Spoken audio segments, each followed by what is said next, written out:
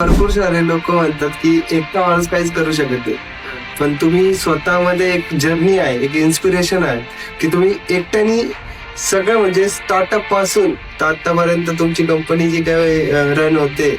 आपले माननीय पंतप्रधान नरेंद्र मोदी यांनी स्वच्छ भारत मिशनची सुरुवात केली होती. स्वच्छ भारत अभियानाचं नाव निर्मल भारत होतं. आता भरपूरशे लोक आहे त्यांना हे कळत नाही, म्हणजे ओला कचरा, सुका कचरा, भरपूरशे ऍड वगैरे पण येतात. पण तुम्ही आम्हाला, आता तुम्ही त्या क्षेत्रात आहेत तर तुम्ही लोकांना सांगा की म्हणजे ओला कचरा म्हणजे नेमकी काय आणि सुका कचरा म्हणजे नेमकी काय. जेव्हा 2014 साली स्वच्छ भारत अभियानाची सुरुवात झाली तेव्हा गव्हर्नमेंटने वेगवेगळ्या माध्यमातून म्हणजे सेलिब्रिटीजचा पण उपयोग केला आणि वेगवेगळे ऍड्स पण रन केले.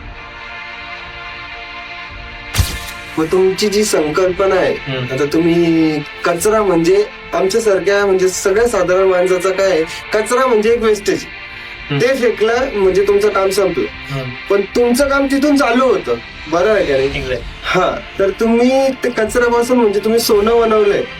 कचऱ्यापासून आम्ही खत तयार करणार. आणि हे खत काय होतात तुम्हालाही माहिती की गांडूळ खत असेल किंवा जे बायोस्लरी, जे शेतकरी आहेत त्यांना माहिती आहे सगळ्यांना, तर त्यांच्यासाठी ते सोनच आहे. भरपूरशे शेतकरी आहे, त्यांना पीक व्यवस्थित येत नाही म्हणून तर शेती सोडतात. पण शेतकरी हा राजा आहे आपल्या देशाचा, बरोबर आहे का नाही? तर त्यांच्या जे पीक आहे ते कधी व्यवस्थित उगलेच नाही, तर त्या ठिकाणी तुम्ही त्यांची मदत करताय की बनवलेलं आहे मायभूमी प्रोडक्ट. मला काय वाटतं, भारतामध्ये बेरोजगारी हा खूप मोठा प्रॉब्लेम आहे की जे प्रदूषण होतंय ते आहे. प्रदूषण हा सगळ्यात मोठा चॅलेंजिंग प्रॉब्लेम आहे.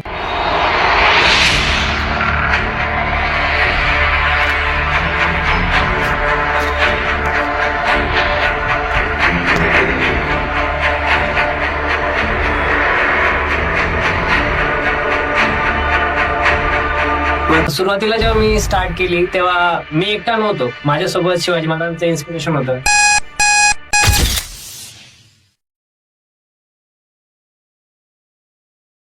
हॅलो, नमस्कार मित्रांनो, वेलकम टू टॉक्सियाड.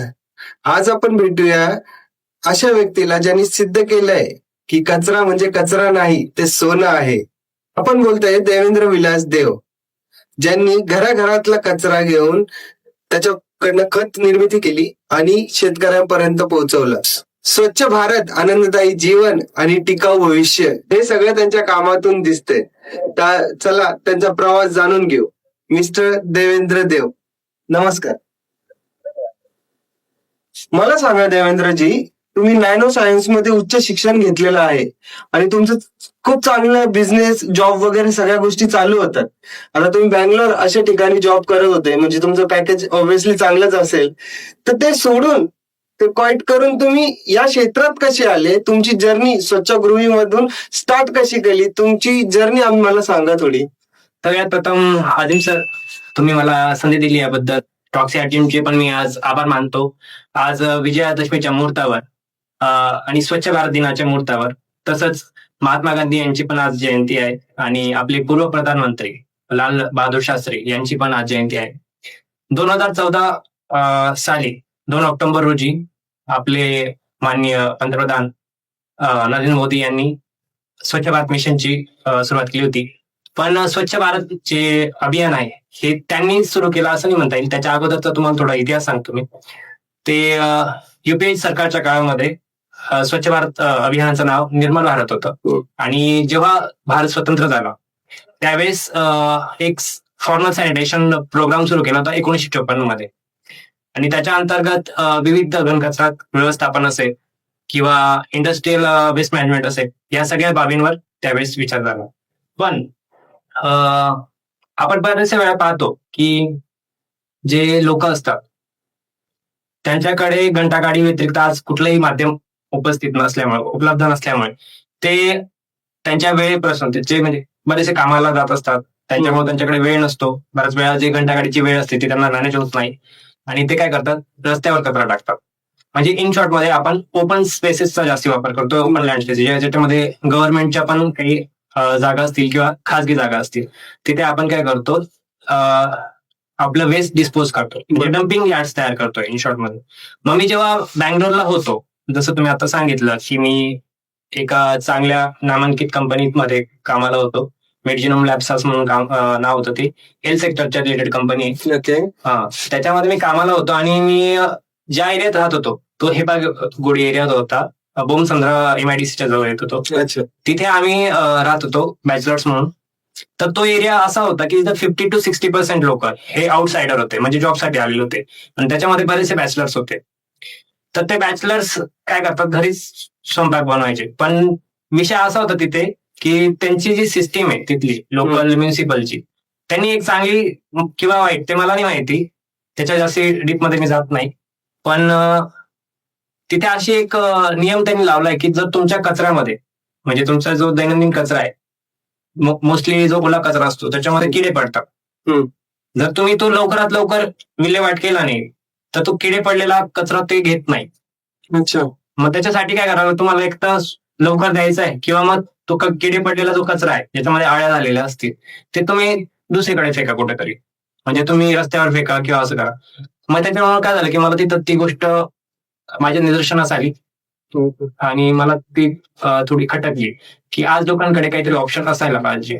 मग मी तर माझा बँगलोरचा जॉब क्विट केला. मी नाशिकला आलो. नाशिकमध्ये मी सर्वे केला आणि मला निदर्शनास आलं की नाशिकमध्ये कुंड्या लावलेल्या, आज डस्टबिन्स लावलेल्या, ती कुठेही मला अशी दिसली नाही, कचरा कोंडी वगैरे. आणि मग तिथून मला एक इन्स्पिरेशन भेटलं की आता आपण काहीतरी ऑप्शन लोकांना द्यायला पाहिजे आणि एक असं माध्यम द्यायला पाहिजे की ज्याच्यातून लोकांना ती सोयीस्कर होईल. ओके. आता भरपूरशे लोक आहे त्यांना हे कळत नाही, म्हणजे ओला कचरा, सुका कचरा, भरपूरशे ऍड वगैरे पण येतात.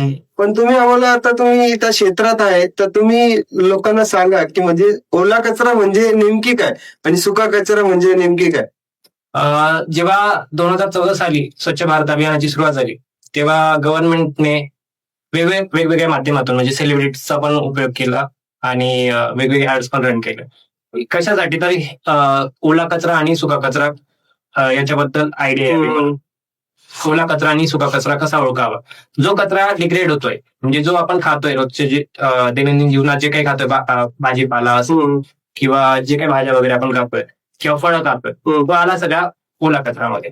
जो कुजतोय, म्हणजे जो नॅचरली कुजतोय. आणि जो सुका कचरा म्हणजे काय, जो कुजत नाही, डिस्पोज होतो. दोघं कचरा डिस्पोज होतो, पण सुका कचरा हा डिग्रेड होत नाही. म्हणजे तुम्ही जर त्याला ओपन स्पेस मध्ये फेकाल कुठे तर तो डिग्रेड होणार नाही, तो 400 वर्ष सुद्धा तसंच्या तसं राहील. ज्याच्यामध्ये तुमचे प्लास्टिकचे जे काही असतील मटेरियल्स ते असतील, बॅटरीज असतील किंवा अजून त्याच्यात रिलेटेड मटेरियल्स, मेटल्सचे असतील, जे डिग्रेड होत नाही, असं सगळ्या सुका कचरा येतो. ओके. मग तुमची जी संकल्पना आहे, आता तुम्ही कचरा म्हणजे आमच्यासारख्या, म्हणजे सगळ्या साधारण माणसाचा काय आहे, कचरा म्हणजे एक वेस्टेज, ते फेकलं म्हणजे तुमचं काम संपलं. पण तुमचं काम तिथून चालू होतं, बरोबर आहे का नाही. हा, तर तुम्ही ते कचऱ्यापासून म्हणजे तुम्ही सोनं बनवलंय, ते खजिना आहे तुमच्यासाठी. मग त्याचं तुम्ही कशा प्रकारे काम करतात ते तुमची थोडी जर्नी सांगा आम्हाला. म्हणजे तुम्ही कसं कचऱ्यापासून एक खत बनवतात आणि तुम्ही शेतकऱ्यापर्यंत जातात. मुळात आपण जे म्हणतो ना की कचरा म्हणजे वेस्टेज आहे, किंवा कचरा म्हणजे, तुम्ही आता सांगितलं की कचरा म्हणजे एक सोनं आहे, तर हे आधीच्या काळामध्ये पण होतं की बरेचसे जे आपले इतिहासामध्ये जे काही लोक होते किंवा आपले जे पूर्वज होते ते काय करायचे, खत बनवायचे घरातल्या गोष्टीपासून. ज्याच्यातले काही गोष्टी आता होम कंपोस्टिंग म्हणतो आपण, हे सगळं चालतं. तर हे आधीच्या काळापासून चालू आहे. पण आता काय झालं की लोकांचे जे आळस असेल किंवा लोकांकडे आता टाइम नसल्यामुळे काय होतं, ह्या गोष्टी कमी कमी होत चालल्या. आणि सिटीमध्ये फार गोष्टी दिसायला, कारण सिटीमध्ये स्पेस पण कमी असतो. मग लोक काय करतात, होम कंपोस्टिंग काही जे असतात, जे पर्यावरणामध्ये, म्हणजे पर्यावरणाबद्दल ज्यांना आवड आहे ते करतात, घरामध्ये कंपोस्टिंग करतात. पण मग त्यांना चॅलेंजेस काय येतो, तिथं खूप वास येतो, तिथं किडे होतात, मुंग्या होतात, उंदरं येतात, म्हणजे रोडन्स म्हणतो आपण त्यांना, किंवा पाली वगैरे येतात. मग त्याच्यामुळे लोक काय करतात, हळूहळू त्या गोष्टीकडे म्हणजे दुर्लक्ष करतात. आणि आम्ही कसं काम करतोय आता की बऱ्याचशा ठिकाणी लोक काय करतात, कचरा टाकतात. जसे मी म्हटलं तुम्हाला, ओपन स्पेसेस मध्ये कचऱ्यावर रस्त्यावर टाकतील, किंवा अशा भरपूर ओपन लँड्स आहे, डम्पिंग ग्राउंड तयार झालेले आहे. तिथे आम्ही काय करणार आहे, छोटे छोटे सेंटर्स तयार करणार आहे. जसं आता आपण म्हणतो की डेपोला कचरा जमा होतो, महानगरपालिका कचरा जमा करते, डेपोला डेपोला न जाता नागरिकांसाठी ना, अगदी त्यांच्या घराजवळ 100 मीटर एरियासाठी आम्ही काय करणार, 200-300 घरांसाठी एक छोटे छोटे सेंटर तयार करणार आहे भविष्यामध्ये. ज्याचा एक पायलट प्रोजेक्ट आमच्याकडे आता चालू आहे, जिथं आम्ही काय करतोय की ज्या लोकांना शक्य आहे, म्हणजे जे घंटागाडी ताकद नाही किंवा ज्यांची टायमिंग नाही किंवा काही आजारी असतात पेशंट, काही बॅचलर असतात, जे कामावर जातात, ज्यांना घंटागाडीला टाकणं सोपं म्हणजे शक्यच नाही भाऊ. अगदी म्हणजे त्यांना दुसरं ऑप्शन काय म्हणजे फक्त नाल्यांमध्ये कचरा टाकणं किंवा रस्त्यावर कचरा टाकणं, हाच एक त्यांच्याकडे पर्याय. तर त्यांच्यासाठी आम्ही काय करणार, एक सेवा उपलब्ध करणार, छोटी सेंटर तयार करणार, ज्याला आम्ही स्वच्छागृहीचे नाव देणार. स्वच्छागृही सेंटर असतात जिथं काय असणार, बायोगॅसच्या माध्यमातून तुमचा ओला कचरा हा काय केला जाणार, त्याच्यामध्ये वेस्ट मॅनेजमेंट म्हणता येईल त्याला, की कचऱ्याचं निर्मूलन केलं जाणार. ओके. निर्मूलन म्हणजे काय, तर कचऱ्यापासून आम्ही खत तयार करणार. आणि हे खत काय होतं, तुम्हालाही माहिती की गांडूळ खत असेल किंवा जे बायोस्लरी, जे शेतकरी आहेत त्यांना माहिती आहे सगळ्यांना, तर त्यांच्यासाठी ते सोनच आहे. म्हणजे ऑलरेडी आम्ही काही नवीन सिस्टीम तयार करत नाही, फक्त आम्ही एक जी सिस्टीम आहे एक वेगळ्या प्रकारे रन करण्याचा प्रयत्न करणार आहे. ज्याच्यात म्हणतो ना की एक लहानपणी आपण एक गोष्ट ऐकली असेल शेतकऱ्याची, की एक शेतकरी असतो, त्याला 10 मुलं असतात आणि ते 10 मुलं त्यांच्यामध्ये भांडण होत असतं, म्हणजे एकी नसते. आणि त्यावेळेस काय होतं, मग शेतकरी थोडासा त्रासलेला असतो आणि तो थोडा एक युक्ती लढवतो, मग तो त्यांना मोळी आणून देतो त्या काडींची. आणि ती काडींची मोळी काय करतो, तो प्रत्येकाला देतो की मोडून दाखवतो, आणि ते मोडता येत नाही का, कारण की ती एकत्र असते, तो संच असतो पूर्ण, आणि त्याच्यामध्ये पॉवर एवढी असते की ती तुटत नाही. मग तो काय करतो, प्रत्येकाला एक काडी सेपरेट करून देतो. मग त्याच्याने काय होतं की ते काडींचा जो असतं, जी काडी असते ती सेपरेट झाल्यामुळे काय होतं की तोडायला शक्य होऊन जातं, सहज शक्य होऊन जातं. मग ते जसं प्रत्येकाला दिल्यानंतर काय होतं की तिथे तुटून जातं. म्हणजे याच्यातून आपल्याला काय भावार्थ भेटतो की एकीचे बळ. म्हणजे आधी काय होतं की तो सगळ्या त्या काड्या एकत्र असल्यामुळे ते पॉवरफुल होत्या, पण ते वेगवेगळे झाले, त्याच्यामुळे ते काय झालं, कमकुवत झालं, वीक झाले. तसंच जर आज आपण जो कचरा एकत्र करतोय, महानगरपालिका कचरा एकत्र करते, ते काय करते, त्याची पॉवर वाढवते. म्हणजे तो सहज शक्य करू शकतो आपण जर त्याला छोट्या छोट्या प्रमाणात केलं. आधीच्या काळामध्ये काय होतं, प्रत्येक जण आपल्या घरामध्येच कचरा त्याचं निस्तारित करायचं. मग प्लास्टिकमुळे काय झालंय, थोडस अवघड होऊन गेलेलं आहे. बरोबर. मग त्या प्रकारे आपण करू शकतो. अच्छा, मग त्याच्या पुढे तुम्ही काय करता, कोणचे खत बनवता? आता आम्ही जे बायोगॅसच्या माध्यमातून जो कचरा आम्ही निर्मूलन करतो, त्याच्यातून बायोस्लरी तयार होते. बायोस्लरीमध्ये 2 पार्ट असतात.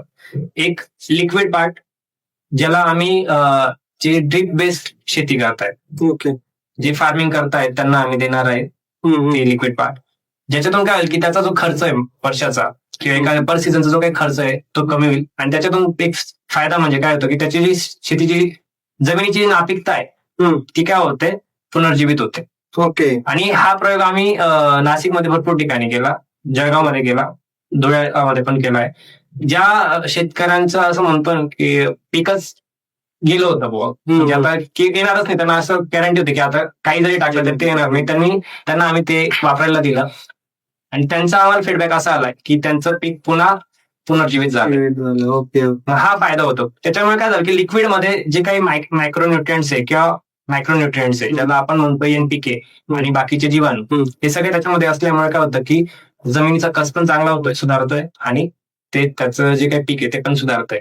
दुसरी गोष्ट, त्याच्यातला एक सॉलिड पार्ट, जे बायोस्लरी येतं त्याच्यामध्ये एक सॉलिड पार्ट असतो, त्याच्यापासून गांडूळ खत तयार होतं, ज्याच्यामध्ये ऑर्गॅनिक कार्बन खूप जास्त प्रमाणात असतो आणि जमिनीसाठी ऑर्गॅनिक कार्बन खूप महत्वाचा असतो. अच्छा, अशा प्रकारे आम्ही 2 खत त्यांना शेतकऱ्यांना. भरपूरशे शेतकरी त्यांना पीक व्यवस्थित येत नाही म्हणून तर शेती सोडतात. पण शेतकरी हा राजा आहे आपल्या देशाचा, बरोबर आहे का नाही? तर त्यांच्या पीक आहे ते कधी व्यवस्थित उगलेच नाही तर ते शेती वगैरे करणं सोडेल, बरोबर आहे काय? मग त्या ठिकाणी तुम्ही त्यांची मदत करताय किंवा तुमचे जे काही तुम्ही बनवलेलं आहे मायभूमी प्रोडक्ट ते त्यांना देऊ. मग असं कोणता तुम्हाला एक्सपिरियन्स आला आहे का, त्यांचं तुमचं चांगला फीडबॅक भेटलाय की हो आमचं म्हणजे पीक खूप नैसर्गिकरित्या चांगलं उगतंय असं? हो, हा खूप चांगला प्रश्न होता. एक गवळवाडी म्हणून गाव आहे, नाशिकच्या पेट्रोल साईडला आहे. तिथे ज्या शेतकरी आई होत्या त्यांच्या घरी थोड्या आजारपणामुळे काय झालं, त्यांनी टोमॅटोचं पीक लावलं होतं, पण त्याच्याकडे थोडं दुर्लक्ष झालं आणि ते पूर्ण गळून पडलं. म्हणजे त्यांना वाटलं होतं की यावर्षी आपलं नुकसानच होणार आहे. त्यांनी खूप 2-3 लाख रुपये खर्च केला होता. आणि त्यावेळेस माझ्या मित्रांच्या माध्यमातून, माझे एक मित्र आहेत, ते शेतकरीच आहे. त्यांनी त्यांना वापरायला दिलं आणि काय झालं, त्यांनी 3-4 दिवसात मला फोन केला. मला वाटलं काही झालं का, नुकसान झालं का वगैरे. मग पहिले घाबरलोच. त्यांनी बोलवलं वगैरे आणि ते म्हणे, "अरे असं याच्यामध्ये असं काय ऍड केलेलं आहे?" म्हणे, अच्छा. की आमचं मेलेला जे होतं, मेलेलं म्हणजे गळून पडलेलं होतं पूर्ण टमाटा, तो पुन्हा जिवंत झाला म्हणे. अरे आणि आधीपेक्षा आमची जी टोमॅटोची जी क्वालिटी पण आहे ती थोडीशी चांगली दिसते आणि थोडा आकार पण वाढलेला आहे म्हणे. अरे वा. तर यावर्षी त्यांनी काय केलं माहिती का मला, म्हणजे माझ्याकडे नंबर सेव्ह नव्हता त्यांचा. त्यांनी कॉल केला म्हणे, असं असं आहे. त्यांनी इंट्रो त्यांचं सांगितलं थोडंसं की असं असं आहे, तुम्ही मला दिलं होतं वापरायला. आणि त्यांनी घेवड्यासाठी आता वापरलेलं आहे. घेवड्याची जी शेंग असते तिचा पण आकार वाढलेला आहे. अरे वा. म्हणजे अशा प्रकारे तुमच्या जी नैसर्गिक शेती, इन प्रकारे आमचं जे काही खत आहे ते नैसर्गिक शेतीच्या प्रकारामध्ये येतं. ओके. मग ते नैसर्गिक शेतीसाठी आम्ही त्यांना प्रमोट करू शेतकऱ्यांना इन शॉर्ट. नैसर्गिक शेती आणि दुसरं जे लिक्विड शेती वगैरे म्हणतो आपण, युरिया Chemical based, हा. केमिकल बेस्ड जी शेती आहे, मग त्याच्यात काय फरक आहे? केमिकलमुळे काय होतंय की जो वेळ नैसर्गिक शेतीसाठी लागतो पीक येण्यासाठी तो कमी होतो. पण त्याच्यातून नुकसान असं आहे की तुम्ही आज तुमचं पीक जास्त येतंय किंवा पीक फास्ट येतंय, पण त्याच्यामुळे काय होतं की ते युरिया जे युज केलं जातं ओके. त्या शेतामध्ये, त्याच्यामुळे तुमच्या मातीतले जे जीवाणू आहे त्यांची संख्या कमी होते आणि मातीतली संख्या जीवाणूंची संख्या कमी झाली, याचा अर्थ काय होईल की तुम्ही जे काही शेतात टाकाल ते काय होणार, ते विरघळणार नाही शेतात, मातीमध्ये मिसळणार नाही. आणि मातीमधले जे काही मायक्रोन्युट्रियंट्स आहे किंवा मायक्रोन्युट्रियंट्स आहे ज्याच्यामध्ये नायट्रोजन येतं, फॉस्फेट येतं, पोटॅश येतं, कॅल्शियम येतं, सोडियम येतं, सल्फर येतं, बेरियम येतं, बोरॉन येतं, हे सगळे काय असतं, हे झाडाला खूप महत्वाचे असतात वाढीसाठी. किंवा जे काही आपण फळं बघतो आपण किंवा फुलं बघतो याच्यासाठी खूप महत्वाचे असतात. म्हणजे झाडाच्या वाढीसाठी खूप महत्वाचे असतात. आणि हे त्यांना काय लागतात, ऍक्टिव्ह स्वरूपात लागतात. ओके. आणि हे मुळामध्ये मातीमध्ये इनऍक्टिव्ह फॉर्म मध्ये प्रेझेंट आहे. पण जर ते इनऍक्टिव्हला ऍक्टिव्ह केलं नाही तर झाड वाढणारच नाही. आणि हे इनऍक्टिव्हचं ऍक्टिव्ह मध्ये ट्रान्सफॉर्मेशनचं काम हे जीवाणूंचं असतं. ओके. आणि हे जीवाणूच मेले तर त्या गोष्टी शक्य नाही. त्याच्यामुळे काय होतं की आपण बघतो की बरेचसे शेतकरी आज सांगतात की आमची जमीन नापीक झालेली आहे, आम्ही काही लावतो पण येतच नाही किंवा चांगला भाव भेटत नाही, चांगलं पीक येत नाही. याच्या मागचं कारण म्हणजे तेच केमिकल फर्टिलायझर. तुम्ही सुरुवातीला 500 काळामध्ये म्हणजे सुरुवातीला आपल्याला गोड वाटलं, शेतकऱ्यांना गोड वाटलं की आमचं पीक फास्ट येतंय, पण मग त्याच्यामुळे काय होतं की त्याच्यातून लॉंग टर्म तुम्हाला साईड इफेक्ट जाणवतात. म्हणजे शेतकरी म्हणतोय आपण की शेती सोडून दुसऱ्या व्यवसायामध्ये, तर त्याच्या मागचं कारण हेच आहे की तुम्ही सुरुवातीला केमिकल फर्टिलायझर वापरलं, पण त्याला तुम्ही हळूहळू तुमच्या शेतीला परत तुम्ही काय म्हणतात चांगलं आणू शकता जर नैसर्गिक शेतीचा वापर सुरू केला तर. मग भरपूरशा शेतकऱ्यांना माहिती असेल ना याचं दुष्परिणाम हे काय? सगळ्यांना माहिती, पण विषय काय होतो की शेवटी बिझनेस मॉडेल जे असतं की आम्ही जे पिकवतोय त्याला भाव यायला पाहिजे किंवा क्वांटिटीमध्ये यायला पाहिजे. ओके. बरोबर आहे. क्वालिटीमध्ये लोक कॉम्प्रोमाइज करतात. कारण की लोकांना आज म्हटलं तरी आपल्या भारतामध्ये काय की लोकांना चांगल्यापेक्षा स्वस्त पाहिजे. स्वस्तासाठी लोक क्वालिटीकडे बघत नाही. त्याच्यामुळे काय आपण जे काही खातोय ते पण अनहायजेनिक आहे. त्याच्यातून आपल्याला कुठलीही न्यूट्रिशन व्हॅल्यू भेटत नाही. आणि आज आपली जी भारत सरकार आहे ती पण या विषयावर करते की नैसर्गिक शेतीला प्रमोट याच्यासाठीच करते की आपण जे काही म्हणजे शेतकरी जे काही पिकवतोय त्याच्यामध्ये काही न्यूट्रिशन व्हॅल्यू असल्या पाहिजे. म्हणजे आपण बघतो की मार्केटमध्ये भरपूर सारे प्रोटीन्स जे असतील ज्याच्यातून न्यूट्रिशन भेटतात, बदाम असेल किंवा काही असेल पीक ज्याच्यातून भेटतं तुम्हाला अवेलेबल मार्केटमध्ये, ते सगळे कशातून बनवलं जातं, क्वालिटी प्रोडक्ट पासून बनवलं जातं. त्याच्यामध्ये न्यूट्रिशन व्हॅल्यू असते. पण तेच जर आपण आपल्या शेतामध्ये करू शकतोय तर शेतकऱ्यांनी ते नक्कीच विचार करायला पाहिजे. आणि आता बरेचसे जे शेतकरी ते त्याकडे वळत आहे आता हळूहळू नैसर्गिक शेती. कारण की त्यांना कळलंय की केमिकल फर्टिलायझरमुळे आपला म्हणजे फायदापेक्षा जास्त नुकसान जास्त होते. एका वर्षी आपलं पीक चांगलं भेटतं, पैसे भेटतं, पण नंतर 5-6 वर्ष आपलं नुकसान होतं. आणि त्याच्यामुळे काय होतं की आज त्याच्या मागे क्लायमेट चेंजचा पण एक रोल येतो. आता आपण बघितलं रिसेंटली पंजाबमध्ये आणि आपल्या महाराष्ट्रात पण एक पूरग्रस्त स्थिती उपलब्ध झाली. आता काही वर्ष म्हणजे काही दिवसांपूर्वी इतका पाऊस पडला की पूर्ण शेतीमधलं जे सोयाबीन आहे ते पूर्ण पाण्याखाली येऊन गेलं. मग त्याच्या मागे पण एक कारण आहे की तुम्ही जे केमिकल फर्टिलायझर युज करताय त्याच्यामुळे काय होतं की क्लायमेट चेंजवर पण प्रॉब्लेम प्रॉब्लेम येतो त्याच्यामुळे. हम्म. मग हे जे नैसर्गिक शेती आता लोक करतात आहे, हम्म. आणि काही शेतकरी ज्यांनी केमिकल शेती केली, हम्म. तर त्यांचा दुष्परिणाम त्यांच्या मुलांना पण हा मग तेच ना, मग तुम्ही जर काय म्हणतो ना की जे आपल्या पूर्वजांनी केलंय त्याचेच फळ आपण आज बघतो. जर त्यांनी चांगली म्हणजे त्यांच्या काळामध्ये जे काही काम चांगली केली असतील त्याच्यामुळे आपल्याला सुखायचं काय, त्यामुळे आपल्या आई वडिलांनी त्यांच्या वेळेस काम केलं नसेल तर आपल्याला आता कष्ट कसं ते करावं लागतं. मग तीच शेतकऱ्याची म्हणजे गत आहे की जे शेतकरी त्यांनी आपल्या जमिनीचा जास्ती काय म्हणतात आरोग्याचा, जमिनीच्या आरोग्याचा विचार केला नाही, त्यांची मुलं आता शेत विकून बंगले बांधतायत किंवा दुसऱ्या व्यवसायात जात आहे. आणि ज्या शेतकऱ्यांनी हे कळलं की त्यांना की आपली जमीन नापीक होते आणि त्यांनी वेळेवरच इम्प्लिमेंट स्टार्ट केलं, त्यांनी नैसर्गिक शेतीला म्हणजे प्रोत्साहन द्यायला सुरुवात केली, त्यांनी वापर सुरू केला, तर त्यांचे आज बघतोय आपण की सह्याद्री फार्म मध्ये भरपूर सारे शेतकरी आहेत ज्यांनी म्हणजे नैसर्गिक शेतीचा वापर करून प्रोडक्ट्स बनवतात ते, आणि त्यांचा जो माल आहे तो हा बाहेर देशात पण विकला जातो. त्याला चांगली क्वालिटी पण आहे. मग अशा प्रकारे उदाहरण आपण घेऊ शकतो नैसर्गिक शेतीचे. मग केमिकल शेती आणि नैसर्गिक शेती ह्याचे जे फळ आहे, रोप आहे किंवा व्हेजिटेबल्स आहे, ते म्हणजे आम्ही ओळखू शकतो का? नाही, नॉर्मल कोणीच ओळखू शकत नाही. अच्छा, कोणीच ओळखू शकत नाही माझ्या मते, कारण की त्याच्यासाठी कोणाकडे एवढा वेळ नाही. ज्याला जो म्हणतो ना की एक जोरीच त्याची ठीक असतो, ज्याला जो पिकवतोय तो सांगू शकतो की केमिकल बेस्ड आहे की नॅचरली. ते म्हणता येईल की हिऱ्याची परत त्या याच असते तशाच प्रकारे. आपल्यासारखा साधारण माणूस नाही ओळखू शकत याचा. पण विषय असा आहे की तुम्ही त्याला एवढं डिटेल जाल तर तुमच्याकडे तेवढा वेळ असला पाहिजे. किंवा मग तुम्ही असंही करू शकता, तुम्ही स्वतःच्या घरातल्या घरात तुम्ही पिकवा आणि कमवा. भरपूर सारे शेतकरी म्हणजे पुण्यातले असतील, मुंबईचे असतील, ते आता तसं करतात, घरातल्या घरात पिकवतात आणि घरातल्या वापरतात. मिरची असेल, टमाटा असेल किंवा दुसऱ्या काही गोष्टी असतील जे सहज शक्य आहे घरात करणं, ते करतात.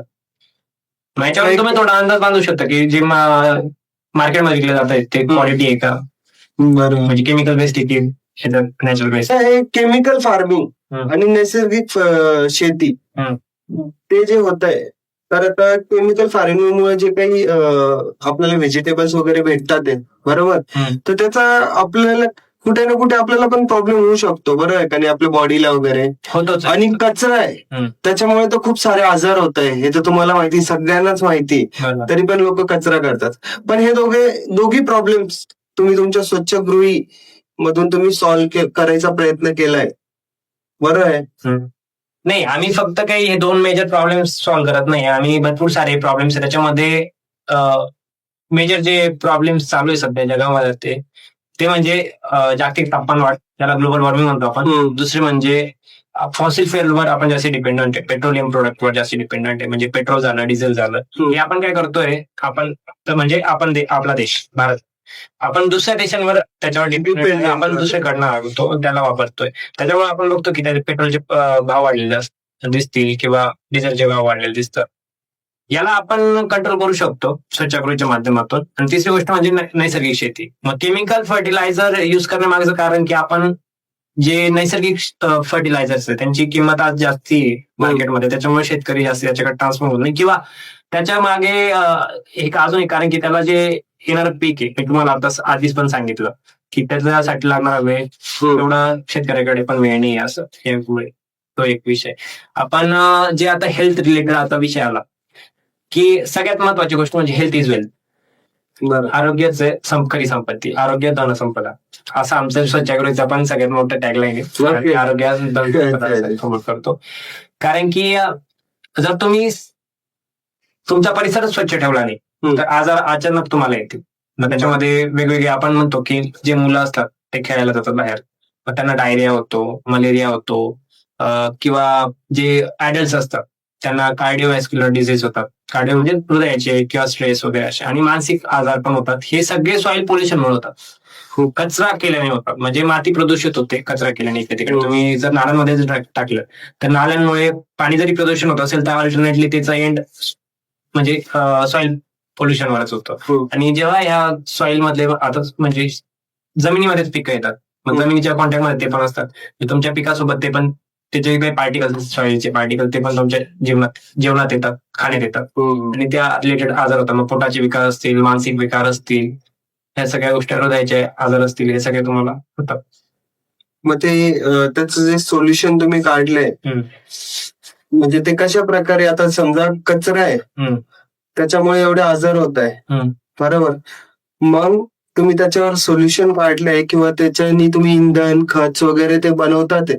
मग तुम्हाला असं लोकल ठिकाणी कचरा वगैरे दिसला किंवा कोणी फेकताना दिसला, तुम्ही त्यांना मेसेज देतात तुमचा? आता तुम्ही हा प्रश्न म्हटला की बनवताय, आम्ही बनवत नाही, हे नॅचरली बनतं. म्हणजे निसर्गाने, निसर्गाच बघ, त्याच्या मी डिटेल जाईल, पण तुमचा पहिला जो प्रश्न होता त्याच्यावर मी येतो की जेव्हा लोक कचरा देणार त्याच्यामध्ये सुरुवातीला ते लगेच देणार, म्हणजे की सेपरेट करून देतील असं आम्ही गृहीतच धरत नाही. पण त्याच्यातला जो ओला कचरा आहे तो सेपरेट करून त्याला योग्य प्रकारे प्रोसेस करून त्याच्यातून जे खत तयार होतंय, ठीक आहे, ते तुम्हाला आता सांगितलं, म्हणजे नॅचरल फार्मिंगसाठी. त्याच्यातून काय होईल की सगळ्यात पहिले जे ओपन डम्पिंग स्पेस आहे त्यांचं जे आज वाढलेलं प्रमाण आहे ते कमी होईल, बरोबर आहे की नाही. आता आपण बघतो स्वच्छ भारतच्या दिवशी जेवढे ऍक्टर असतील, सेलिब्रिटी असतील, जे लोक असतील, ते त्यांच्या एरियामध्ये साफसफाई करतात. पण ती एका दिवसाची प्रोसेस नाही, बरोबर, ती कंटिन्यू. म्हणजे जसं आपण आपलं घर असतो ते एक दिवस साफ करतो का?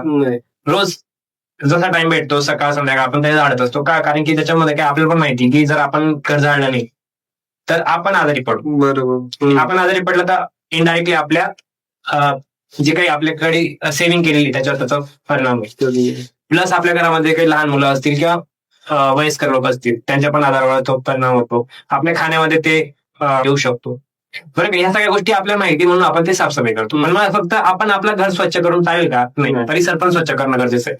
का? कारण की जर आपण आपला परिसर स्वच्छ ठेवला नाही तर पावसाळ्यामध्ये तुम्हाला जास्त त्याचे साईड इफेक्ट दिसतात. पावसाळ्यामध्ये काय होतं की पाऊस पडला की आजूबाजूला चिखल साचतो, तो जो असेल त्याच्यामध्ये पाणी साचतं, किंवा जे काही ओपन स्पेसेस असतात जिथं तुम्ही कचरा टाकला असेल तिथं पाणी साचलं, तिथं डास होतात किंवा अजून काही वेगवेगळे किडे तयार होतात ज्या घरामध्येच येतात अल्टिमेटली, आणि ते तुमच्या जेवणावर बसतात किंवा जे काय असेल त्याच्या गोष्टींवर जिथं तुमचा हात लागतो तो हात तुमच्या नाकावर लागेल किंवा म्हणजे म्हणजे इन शॉर्ट मध्ये तुम्हाला ते नाकाचे असतील किंवा पोटाचे विकार त्याच्यातून होतील. त्याचं सोल्युशन काय आहे? सोल्युशन म्हणजे योग्य प्रकारे कचऱ्याची विल्हेवाट करणार. मग आता आम्ही स्वच्छगृहीचं माध्यम ओपन करतोय सगळ्यांसाठी, त्याचा वापर कर.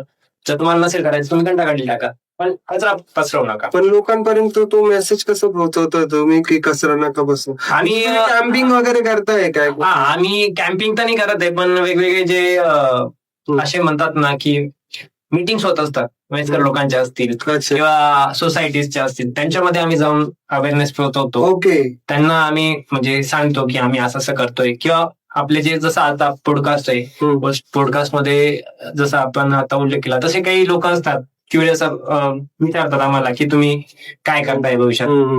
म्हणजे घरामध्ये नातेवाईक येतात किंवा कोणी येतात, कुठे जाणं भेटणं होतं, तर त्या माध्यमातून आम्ही अवेअरनेस करतो की असं असं करतोय आम्ही आणि अशा प्रकारे आमचा प्लॅन आहे, याच्या प्रकारे आम्ही डम्पिंग यार्ड्स कमी करणार आहे. आणि आम्ही भरपूर ठिकाणी गव्हर्नमेंटला पण अप्रोच केलाय, कॉर्पोरेटचे पण काही पॉलिटिकल्स आहे त्यांच्याच पर्यंत पण आम्ही गेलो, एनजीओला पण आम्ही म्हणजे अप्रोच केलेलं आहे, त्यांनाही आम्ही आमचं जे काही मोटिवेशन्स आहे किंवा आमची जी आयडिया आहे, विजन आहे ते त्यांना आम्ही सांगतो. तर हे लोकांसाठी चांगलं आहे जे काही मुळामध्ये मी जेव्हा सांगतो ना तेव्हा बरेचसे लोक काय म्हणतात, नाही हे ग्रामीण मध्ये शक्य आहे, कारण ते त्यांना काय वाटतं की आमचा जो मोटो आहे हा सीएनजी तयार करणे, खत तयार करणे, मग ते त्यांच्या अँगलने बरोबर आहे. त्यांना वाटतं की हे बिझनेस मॉडेल आहे, म्हणजे आमचा बिझनेस मॉडेल पण आहे ऍक्च्युली, पण मोस्टली आमचं हे वेस्ट मॅनेजमेंट बेस्ड आहे, जे सिटीतल्या कचऱ्याला एक ऑप्शन देत आहे. पण ते म्हणजे लोकांनी समजायला पाहिजे ती गोष्ट, कारण त्या गोष्टीमुळे त्यांनाच त्रास होतोय. Exactly, exact.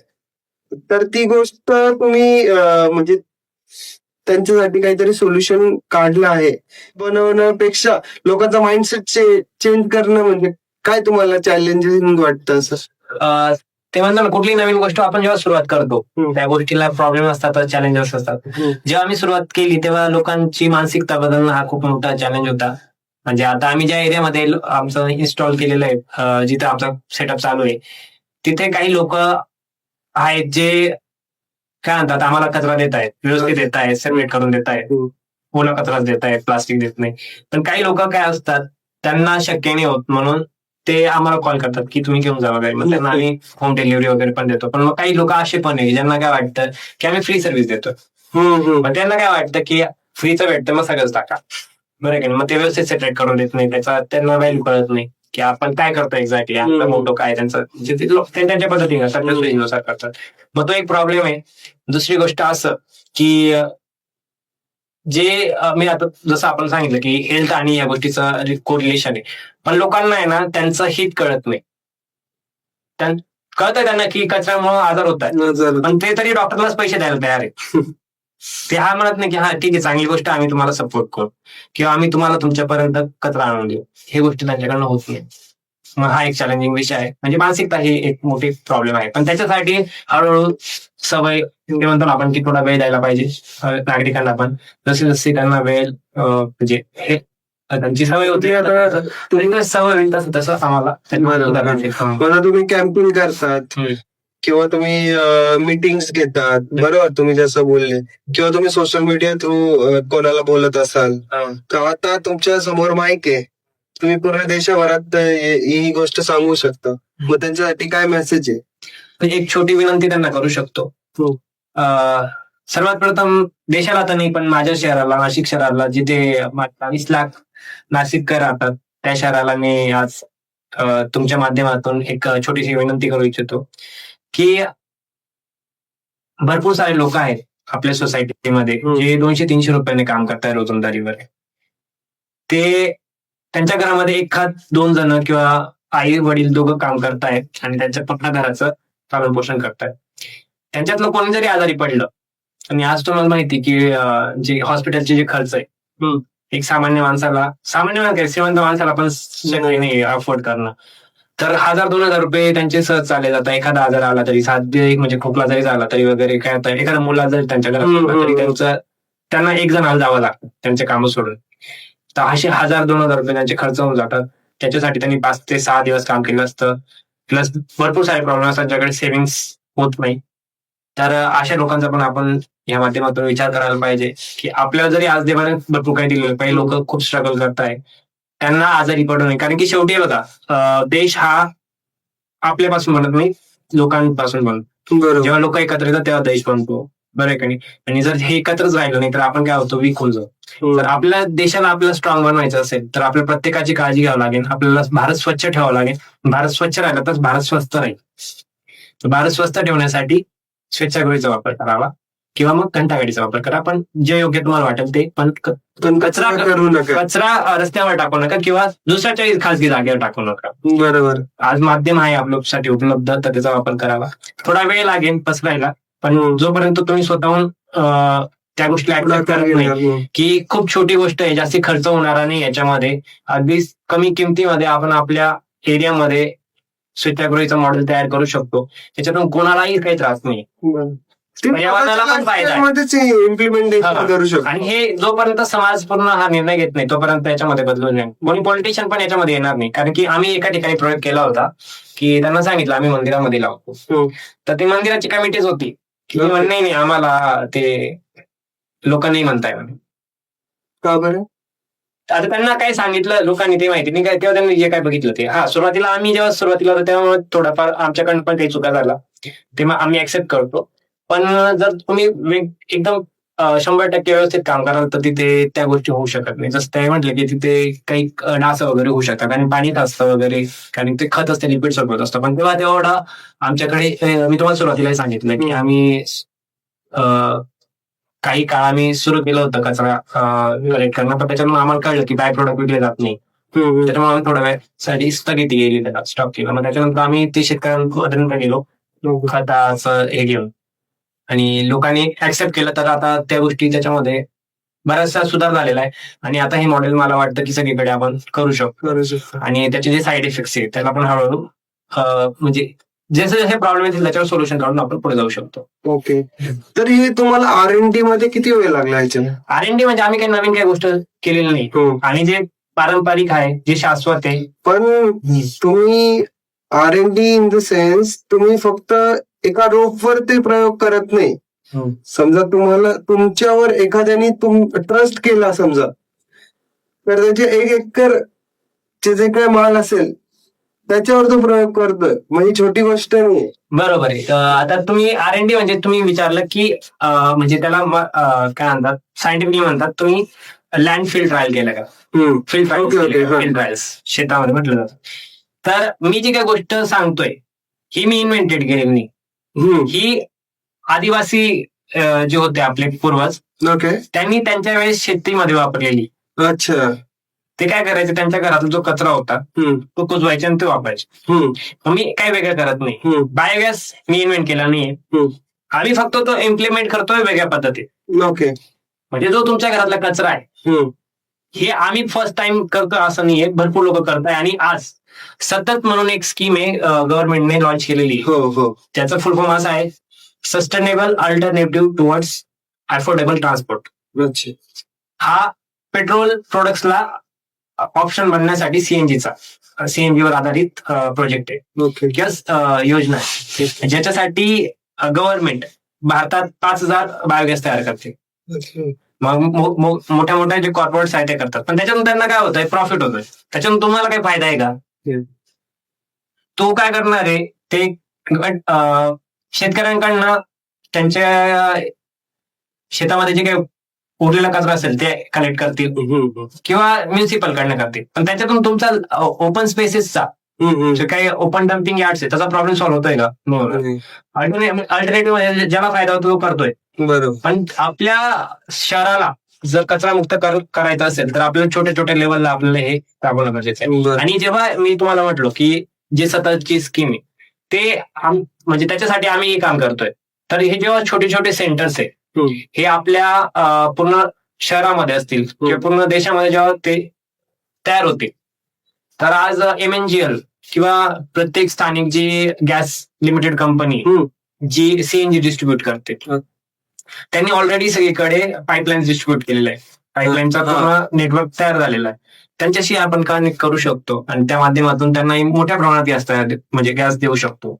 गॅस म्हणजे मिथेन गॅस आम्ही त्यांना देऊ शकतो आणि तो पुढे जाऊन सीएनजी मध्ये कन्वर्ट होतो. ओके. किती स्पेस वगैरे कशी लागते? स्पेस म्हणजे आता जो छोट्यातलं जे सेंटर आहे एका एरियामध्ये मॅक्सिमम 10 मीटर 10 बाय 10 मीटरचे एरिया लागतो मॅक्सिमम. ओके. त्याच्या आत पण होऊ शकतं. अच्छा. आणि स्मेलचं वगैरे? स्मेल हा विषय थोडा आहे, पण त्याच्यासाठी पण काही म्हणजे म्हणतो की प्रत्येक नाण्याच्या 2 बाजू असतात. बरोबर. जिथं चांगले तिथं काही ना काहीतरी वाईट बाजू. पण वाईट यांच्यावर आम्ही काम चालू केलेलं आहे, म्हणजे ऑलरेडी आम्ही काम करतोय. जसे आता म्हणतो ना की डेमोग्राफिक चॅलेंजेस असतात, जे नाशिकमध्ये तुम्ही इम्प्लिमेंट केलं ते तुम्ही इंदोरमध्ये करा, बरोबर की नाही? तिथं त्यांचे प्रॉब्लेम्स वेगळे येतील, कारण की प्रत्येकाची विचारसरणी वेगळी, प्रत्येकाचे आचरण वेगळे, प्रत्येकातल्या इथले काय जे व्यवसाय असतील ते वेगवेगळे. बरोबर. आणि प्रत्येक लोक म्हणजे प्रत्येक व्यक्ती त्याच प्रकारे त्याला डील करेल असं नाही. त्यामुळं परिस्थितीनुसार चॅलेंजेस असतील आणि त्याच्यानुसार आपल्याला तिथे सोल्युशन काढावं लागतील. जसं आता आपण म्हणतो मेट्रोचं उदाहरण घ्या, आपण बुलेट ट्रेन्स करतोय, बरं आहे, बुलेट ट्रेन झालं किंवा मेट्रो असेल, लोक त्यालाही नाव ठेवतात, बरं आहे की नाही? तर त्यामुळे या गोष्टीला पण चांगल्या बाजू जरी असतात त्याच्या निगेटिव्ह बाजू असतील त्याच्यावर लोकांना म्हणजे थोडे बारीक करतील, पण त्याच्यावरती ते त्या परिस्थितीनुसार सोल्युशन निघू शकतात. त्याच्यामुळे त्याचा स्मेल वगैरे हा जरी प्रॉब्लेम असला पण तरी स्मेल लिमिटेड आहे. ओके. आता तुम्ही म्हणता जर स्मेलचा जर ओपन स्पेस मध्ये आपण करतो तर स्मेल येतो, बरं खूप येतो तो, पण खूप येतो. त्या प्रमाणात हा स्मेल खूप कमी असणार आहे आणि हा 2-3 तासासाठी असेल फार फार तो मॅक्सिमम. अच्छा. 2-3 तासासाठी फक्त स्मेल असेल, लॉंग टर्म नसणार आहे. अरे वा. जेवढा वेळ तुम्ही प्रोसेस करा तेवढा तास तिथं स्मेल राहील, त्याच्या व्यतिरिक्त तिथं स्मेल असणार नाही. मग तुम्ही तुमचा जॉब वगैरे सोडला तुम्ही, तर घरच्यांचा काही प्रतिसाद होता? म्हणजे त्यांचा तर असं असेल ना की कुठे सोडून हे कुठे करत, याला काय अर्निंग नाही. त्यांना काय माहिती होतं तुम्ही असं फाउंडर बनणार, तुमची एक कंपनी स्टार्ट होणार होते, हे त्यांना आयडिया नसेल, पण त्यांनी त्यावेळेस कसं रिॲक्ट केलं? खूप म्हणजे भारी हा जो अनुभव आहे किंवा ही जी मेमरी खूप म्हणजे मला आठवते.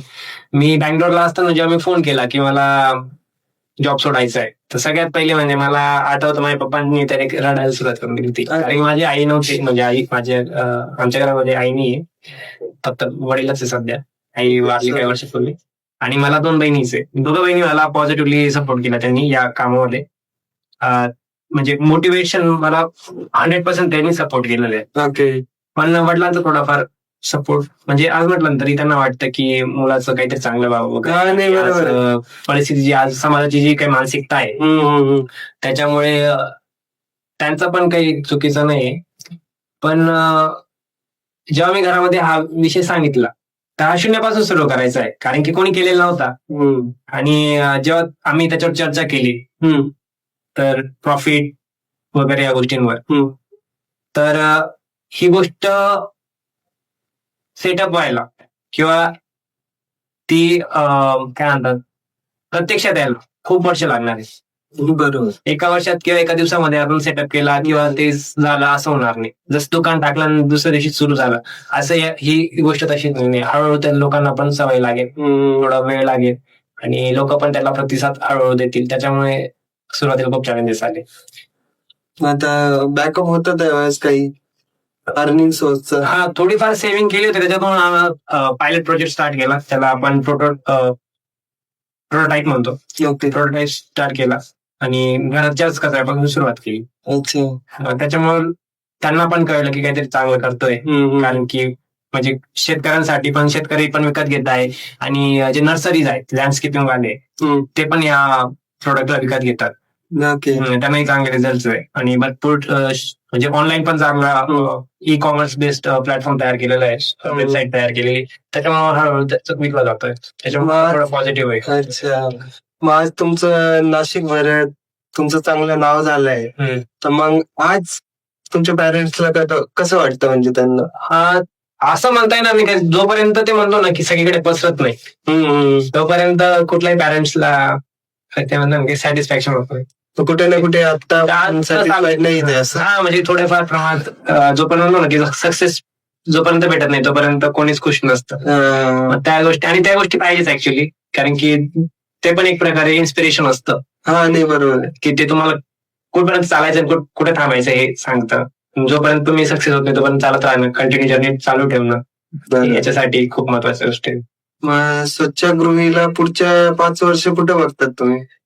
मी सुरुवातीलाच तुम्हाला सांगितलं की गव्हर्नमेंटची सतत योजना आहे, त्याच्या माध्यमातून ग्लोबल वॉर्मिंग, फॉसिल फ्युएलचा आणि नॅचरल फार्मिंग हे 3 ज्या गोष्टी आहेत त्यांच्यावर आम्ही पण प्रयत्न करतोय. आणि चौथा मोठा मेजर प्रॉब्लेम होता वेस्ट मॅनेजमेंटचा, हा आपल्याला 10 ते 15 वर्षामध्ये स्वच्छागृहीच्या माध्यमातून कंट्रोल करायला दिसेल.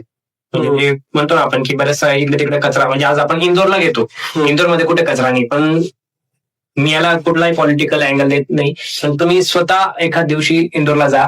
इंदोर शहरात चांगलं आहे, पण इंदोर शहराची जी बाउंड्री आहे त्याचा तुम्ही स्टडी करा, तुम्हाला रिअलिटी कळेल थोडीफार. ओके. तर आपले लीडर आहे नितीन गडकरी, बरोबर, त्यांनी एक योजना राबवली होती दिल्ली ठिकाणी. रोड वगैरे जे बनतात त्याच्या खाली ते कचरा डिस्पोज करत होतो. चांगलं आहे.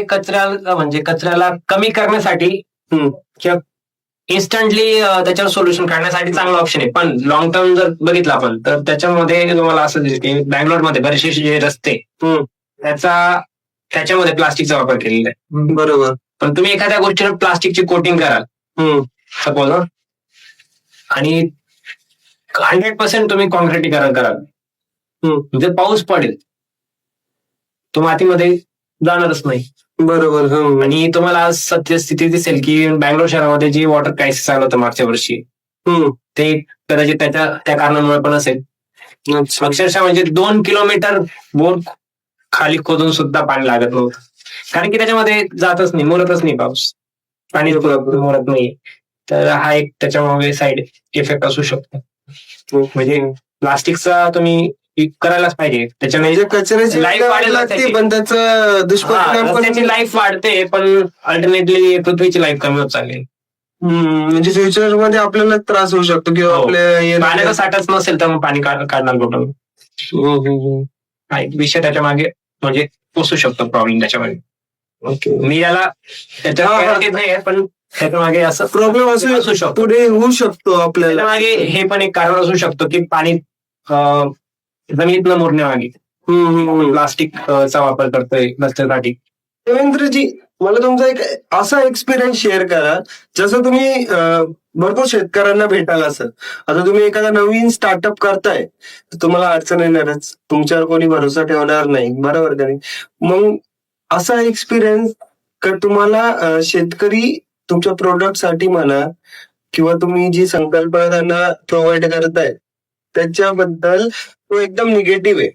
पण तरी पण तुम्ही अप्रोच करून त्यांना ते तुमचं प्रोडक्ट दिलं आणि त्यांना एवढा भारी रिझल्ट आलाय की ते ऐकून तुम्हाला पण फिलिंग तुम्हाला म्हणजे खूप चांगलं वाटलं की हा ठीक आहे, एवढं निगेटिव्ह माणसाला आपण दिलं पण आपल्याला पॉझिटिव्ह रिस्पॉन्स पण आला आणि तो स्वतः पण पॉझिटिव्ह झाला. हो, असे बरेचसे शेतकरी आहेत जे असे प्रश्न विचारतात की आम्ही कधी वापरलेलं नाही किंवा सुरुवातीला ते म्हणजे नाही वापरतात. काही कुठली गोष्ट नवीन शेतकऱ्यासाठी ती नवीनच असते आणि त्या गोष्टी ते जात नाही, कारण की त्यांची वर्षभराची मेहनत असते बरोबर. आणि खूप पैसा लावलेला असतो सीझनचा. त्यामुळे सुरुवातीला ते डायरेक्ट नाहीच म्हणतात. पण त्यांना आणि काही फ्री ट्रायल्स देतो. अच्छा. फ्री ट्रायल्स देतो की वापरून बघावं, काय पैसे पण देऊ नका. कदाचित तुम्हाला काही नवीन दिसलं तर आम्हाला सांगा तुमचे अनुभव काय असतात. ओके. ते आम्ही नोट डाऊन करून आणि पुढच्या शेतकऱ्यांना सांगू. अशामुळे ना काय होतं की बरेचसे शेतकरी आम्हाला हेल्प करतात ओके. स्वतःहून. म्हणजे भरपूर शेतकऱ्यांनी त्यांच्या याच्यामध्ये छोट्याशा एरियामध्ये म्हणजे फील्ड ट्रायलसाठी आम्हाला हेल्प केली. अच्छा. काही शेतकरी पैसे घेतात, काही शेतकरी हेल्प करतात. तर जे हेल्प करतात डायरेक्ट म्हणजे विदाऊट पैसे घेतात त्यांची संख्या जास्ती आहे आणि त्यांच्या माध्यमातून आम्ही खूप चांगला मोठा डेटा तयार केलेला आहे. अच्छा. आणि आमचं हे जे प्रोडक्ट आहे हे पिकासाठी नाही तर जमिनीसाठी. ओके. हा. त्यामुळे हे सर्वांसाठी म्हणजे ऑल इन वन आहे. अच्छा. असं नाही की आम्ही ऊस लावलाय, आम्ही हे लावलं किती टाकायचं असं नाही. हा, त्याचं प्रमाण कमी जास्त असू शकतं, पण मग त्याच्याने तुमच्या शेतीला म्हणजे शेती बनणाऱ्या शेत जमिनीला जास्त फायदा होतो ओके. पिकापेक्षा. अच्छा. आणि मी महाराष्ट्र फुले आपलं कृषी विद्यापीठ आहे, MPKV म्हणतो आपण त्याला शॉर्टमध्ये. तिथेही काही जे BIT तज्ज्ञ आहेत त्यांच्याशी या गोष्टीवर म्हणजे चर्चा केली. त्यांनी सांगितलं की भविष्यामध्ये जे केमिकल फर्टिलायझर त्यांनी नुकसानही सांगितले आणि बायोस्लरी जो बाय प्रोडक्ट आमच्या याच्यात तयार होतोय त्याचे फायदे पण त्यांनी सांगितले. बरेचसे शेतकरी ऑलरेडी त्यांच्या याच्यामध्ये स्लरी वापरतात. जे द्राक्ष असेल, टमाटासाठी तर वापरतात. काय म्हणजे असे निवडक आहे, डाळिंब असेल वगैरे त्याच्यासाठी फक्त ते स्लरीचा वापर करतात. मोस्टली नाशिकचे शेतकरी ते स्लरीचा वापर करतात. आणि बरेचसे जे तज्ज्ञ आहेत मोठे मोठे जे खूप वर्षापासून शेती करतात, त्यांनी शेती मध्ये संशोधन केलेले ते पण स्लरीचा वापर करण्याचं सांगतात. स्लरी कशी बनवावी हे पण सांगतात. ठीक आहे. पण मग तुम्ही स्लरी बनवण्यासाठी बरेचसे शेतकरी काय करतात की त्यांच्याकडे पशुधन नाही, त्याच्यासाठी काय करतात ते दुसऱ्या शेतकऱ्यावर डिपेंड असतात. मग आज बघितलं जातं की शेणखत आणलं जातं. बरं, शेणखत आणण्यापेक्षा तुम्ही या छोट्याशा ह्याच्यात माध्यमातून तुम्ही तुमची जमिनीची सुपीकता वाढवू शकता. मग तो खर्च तुमचा वाचू शकतो. म्हणजे जे शेणखत तुम्हाला देत आहे त्याच्या 5 पट तरी जास्त फायदा आमचं खत देत आहे. आणि हे प्रूव्हन आहे. हे की मी तुम्हाला असं फेकतोय असं नाही. हे तज्ञांनी ऑलरेडी रिसर्च केलेलं आहे. त्याच्यामध्ये जे जीवाणू आहेत ते पण ऑलरेडी टेस्टेड आहे आणि त्याच्यावर पण 100 वर्षापर्यंत म्हणजे 100 वर्षापासून रिसर्च चालू आहे. अच्छा. म्हणजे आम्ही नवीन केलं असं नाही, मागच्या 100 वर्षापासून रिसर्च चालू आहे आणि त्याच्यामध्ये जे काही आलेले रिझल्ट किंवा जे काही त्यांनी संशोधन केलंय त्याच्यानुसार मी तुम्हाला सांगतो की ते जे खत आम्ही बनवतोय ते शेतकऱ्यांसाठी खूप लाभदायक. ओके. त्यांचा जो खर्च आहे वर्षाचा तो पण तिथं कमी होतोय, म्हणजे कमी खर्चामध्ये जास्ती पिकं. तुम्हाला काय वाटतं भारतामध्ये बेरोजगारी हा खूप मोठा प्रॉब्लेम आहे की जे प्रदूषण होतंय ते आहे? प्रदूषण हा सगळ्यात मोठा चॅलेंजिंग प्रॉब्लेम आहे, कारण की आपल्याकडे एक म्हण आहे की सर सलामत तो पकडी 50. बरोबर आहे का नाही? जर आपण जो श्वास घेतोय आज तो जर काय म्हणतात प्युअर नाही, त्याच्यामध्ये काय म्हणतात वेगवेगळे केमिकल्स आहे. आता आपण मोस्टली जगण्यासाठी आपल्याला 2 वायूंची गरज असते, एक ऑक्सिजन आणि कार्बन डायऑक्साईड. ऑक्सिजन आपण घेतो आणि कार्बन डायऑक्साईड बाहेर काढतो. बरं का? जर ऑक्सिजनच तर प्युअर फॉर्म मध्ये नाही, म्हणजे तो काय झालेला आहे इम्प्युअर आहे. म्हणजे जे आपण काही श्वासोश्वास करतोय की जे रिस्पिरेशन करतोय आपण, बरोबर, त्याच्यामध्ये जर आपल्या बॉडीमध्ये केमिकल जात आहे किंवा पोल्युटेड पार्टिकल्स म्हणतो आपण किंवा पोल्युटंट जात आहे, त्याच्यामुळे आपल्याला वेगवेगळे साईड इफेक्ट होणार आहे त्याच्या आधारावर. अशा कंडिशन मध्ये तुम्ही किती जरी पॅकेज चांगलं असेल तरी तुम्ही व्यवस्थित काम करू शकणार नाही. म्हणजे तुमच्या कामावर त्याचा काय होईल, साईड इफेक्ट होईल. हा एक पहिला मुद्दा. आणि बेरोजगारी कंट्रोल करण्यासाठी आमचं जे स्वच्छागृह आहे, मी तुम्हाला सुरुवातीला सांगितलं की आम्ही वेगवेगळ्या ठिकाणी छोटे छोटे सेंटर्स तयार करून त्या माध्यमातून करणार.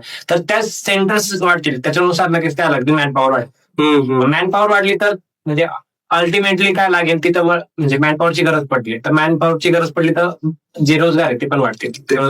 म्हणजे इनडायरेक्टली आम्ही रोजगारवर पण काम करू. अच्छा. मग आता भरपूर सारे लोक म्हणतात की एकटा माणूस काहीच करू शकत नाही, पण तुम्ही स्वतःमध्ये एक जर्नी आहे, एक इन्स्पिरेशन आहे की तुम्ही एकट्यानी सगळं म्हणजे स्टार्टअप पासून आतापर्यंत तुमची कंपनी जी काय रन होते किंवा एकटा पासून, मग आता तुमचा किती स्टाफ आहे? सुरुवातीला जेव्हा मी स्टार्ट केली तेव्हा मी एकटा नव्हतो. माझ्यासोबत शिवाजी महाराजांचं इन्स्पिरेशन होतं, माझ्यासोबत रामाची जर्नी होती, माझ्यासोबत महाराणा प्रताप यांची जर्नी होती, माझ्यासमोर महात्मा गांधींची जर्नी होती, माझ्यासमोर नरेंद्र मोदींची जर्नी होती, की त्यांनी कसं स्टार्ट केलं. आणि ते एकटे होते तरी पण त्यांनी आज म्हटलं तरी वेगवेगळ्या माध्यमातून एकटाच, म्हणजे जो म्हणतो ना की कधी कधी लढाई ही लोकांसोबत नसते, स्वतःसोबत असते. जे आपण म्हणतो ना ध्येयाचा वेळ असेल तर मग ते आपल्याला झोपू देत नाही. आणि ती गोष्ट हळूहळू काय होते, मग ती डोक्यामध्ये जाते आणि मग ते चॅलेंजेस येत असतात, त्याच्यातून आपल्याला हळूहळू इन्स्पिरेशन भेटतं, रोज नवीन काहीतरी शिकायला भेटतं. आणि जेव्हा आपण नवीन शिकत असतो तेव्हा भगवंत पण बघत असतो, आणि भगवंत जेव्हा आपल्याला सपोर्ट करतो तर हळूहळू काय होतं की आपल्या कामामध्ये ती पॉझिटिव्हिटी येत जाते. आणि ती पॉझिटिव्ह बघून मग जे माझे पॅरेंट्स होते किंवा माझे जे काही रिलेटिव्ह आहे त्यांच्यामध्ये पण एक पॉझिटिव्ह इम्पॅक्ट आला. आणि त्यांनी पण थोडंफार त्याला काय म्हणतात मार्केटिंग करायला सुरुवात केली, माझ्या प्रोडक्टची वगैरे, मी काय करतोय वगैरे त्याच्याबद्दल लोकांना सांगायला सुरुवात केली. आणि मी पण वेगवेगळ्या माध्यमातून जे काही आपल्या इंस्टाग्रामवर असतील, युट्यूबवर असतील, त्याच्यातून नवीन नवीन शिकत गेलो, वेबसाईट तयार करणं गेलो. मग त्याच्या रिलेटेड जे लोक होते ते मला अप्रोच करत गेले. आणि त्याच्यातलं म्हणजे माझा एक मित्र आहे, बीएससी ऍग्री झाला, त्याने मला ह्या जे माझं प्रोडक्ट आहे बायोगॅस आधारित, त्याच्यासाठी त्याने मला मदत केली. शेती म्हणजे जे शेतकरी, आता सॉइल सायन्स झालेलं आहे, सॉइल सायन्स, तो आज आमच्या टीम मध्ये. काही मार्केटिंगचे एक्सपर्ट्स आहे जे ऍग्रिकल्चर याच्यामध्ये मार्केटिंगमध्ये, ते काही एक्सपर्ट्स आमच्या सोबत आहे. काही फायनान्शियली हेल्प करतात असे काही आहेत. आणि काही अकाउंटंट पण आहे, काही बिझनेस ऑलरेडी यांनी खूप वर्षापासून बिझनेसचा अनुभव आहे, अशा पण काही आहेत लोक जे आमच्या टीम मध्ये आहेत. अरे मग आता म्हणजे एकटा प्रवास आणि आता एवढी मोठी टीम, तर तुम्हाला कसं फील होतं? म्हणजे थोडाफार प्राऊड होतो फिलिंग की कुठं म्हणजे एकदम शून्यातून निर्माण केलं होतं आणि आज कुठंतरी काही केलेलं आहे, तर मग छान वाटतं. छान वाटतं. पण शून्यातून निर्माण करताना कधी असं वाटलं की नाही आता जमत नाहीये किंवा आता खूप मला निगेटिव्ह झालो आहे, तर आता बॅक ऑफ करावा? जेव्हा निगेटिव्ह असे फीडबॅक भेटतात ना तेव्हा प्रत्येक वेळेस वाटत असतं की अरे यार कशासाठी करतोय आपण, म्हणजे ज्यांच्यासाठी करतोय त्यांनाच त्या गोष्टी कळत नाही, लोकांसाठी करतोय लोकांनाच कळत नाही. तर मग कुठेतरी वाटतं की आपण पैसा आणि आपला टाइम वेस्ट करतोय.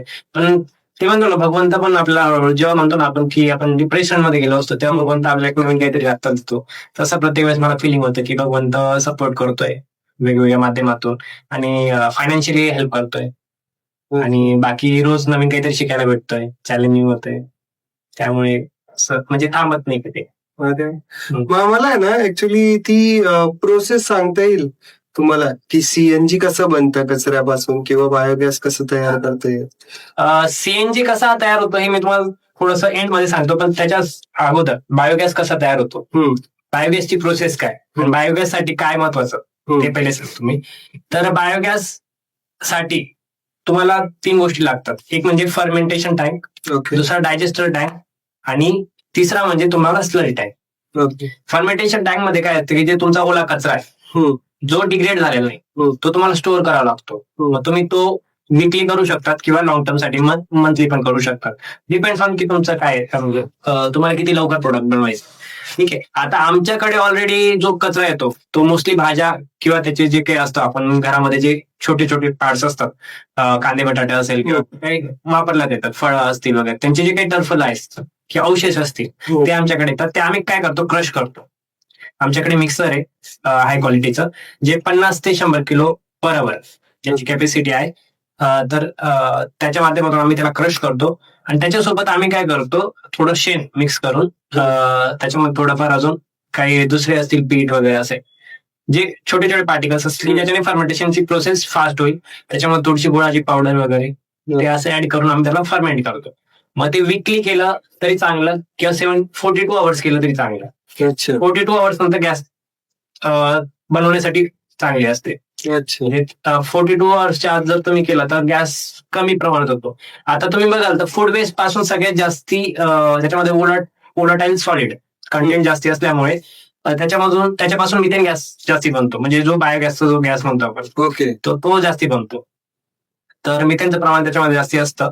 मग तो आम्ही काय करतो, डायजेस्टरमध्ये टाकतो. अच्छा म्हणजे जनरली बायोगॅसची तुम्हाला प्रोसेस सांगतो, बायोगॅसची प्रोसेस काय असते.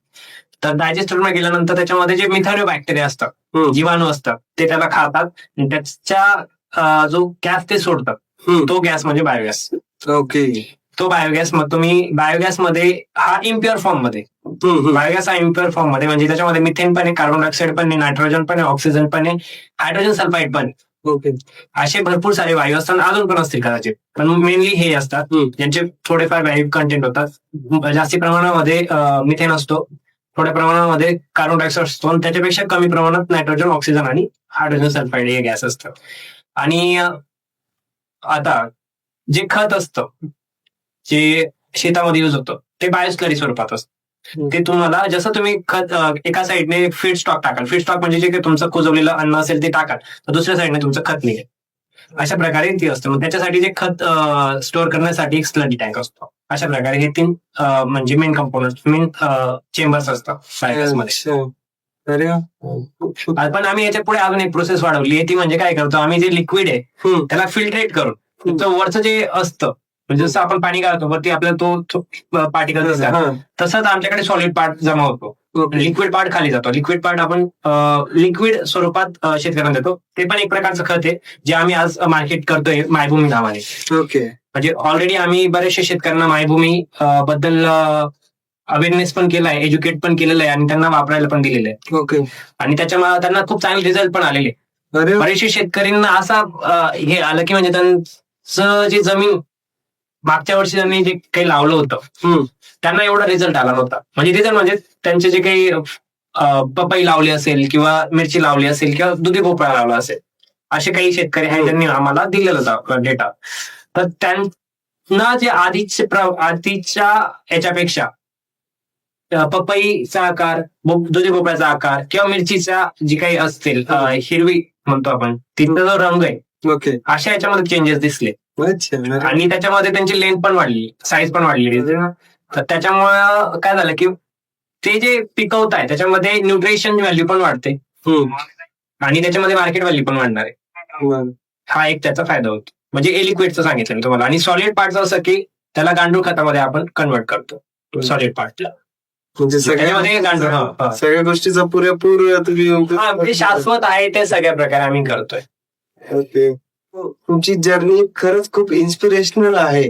खरंच तुम्ही जे जे शब्द बोलले, जे जे संकल्पना लोकांपर्यंत पोहोचवली, ती खूप इन्स्पायर करते सगळ्यांना आणि खरंच ती खूप इम्पॉर्टंट आहे. असंच आपण सगळ्यांनी विचार केला तर ही फक्त स्वच्छ भारत ही घोषणा नव्हे तर हे रिअलिटी असू शकते. स्वच्छ भारत आपण पण राबवू शकतो. सो गाईज, सगळ्यांनी पॉडकास्ट बघा आणि याच्यामधनं काही इम्प्लिमेंटेशन स्वतःच्या लाईफ मध्ये करा आणि स्वच्छागृहीचा मार्ग स्वीकारा. तर टॉक्सयार्ड पॉडकास्ट तर्फे तुम्हाला खूप खूप शुभेच्छा तुमच्या पुढच्या वाटचालीसाठी. सो गाईज, तुम्हाला हा पॉडकास्ट आवडला असेल तर नक्कीच लाईक, शेअर, कमेंट करा आणि सगळ्यांना हे शेअर करा, जेणेकरून कचरा हा त्रास नव्हे तर रिसोर्सेस आहे, उज्ज्वल भविष्याचा मार्ग आहे असं आपण सांगू शकतो. So thank you so much.